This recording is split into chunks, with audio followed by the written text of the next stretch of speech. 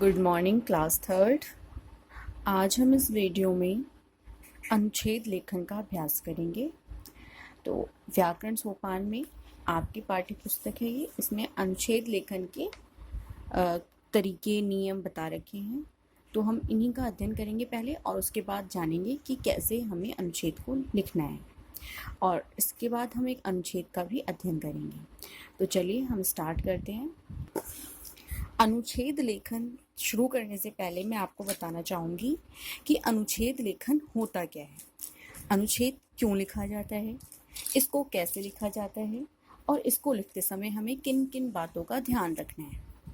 तो चलिए सबसे पहले हम जानते हैं अनुच्छेद लेखन क्या होता है। हमारे मन में हमेशा कुछ नए विचार आते हैं, तो आपके मन में भी आते ही होंगे कुछ नए नए विचार, और आपको मन करता होगा उनके बारे में और जानने का, और ज़्यादा उनको उस विषय पर सोचने का, विचारने का। तो जब हम कोई नई चीज़ देखने पर जब हम उसके बारे में और ज़्यादा जानना चाहते हैं और जब हम इन विचारों को लिखते हैं तो वही अनुच्छेद कहलाता है। ठीक है, तो हमारे मन में हमेशा कुछ नए विचार आते हैं, कोई नई चीज़ देखने पर हम उसके बारे में और ज़्यादा जानना चाहते हैं, और जब हम इन्हीं विचारों को लिख लेते हैं तो वह अनुच्छेद कहलाता है। तो अब हम देखते हैं कि अनुच्छेद को कैसे लिखा जाए। तो पहला पॉइंट है, सबसे पहले जिस भी विषय पर हमें लिखना है, जिस भी विषय पर आप अनुच्छेद लिखना चाहते हैं, उस विषय के बारे में सबसे पहले आपको खूब विचार करना है, खूब सोचना है।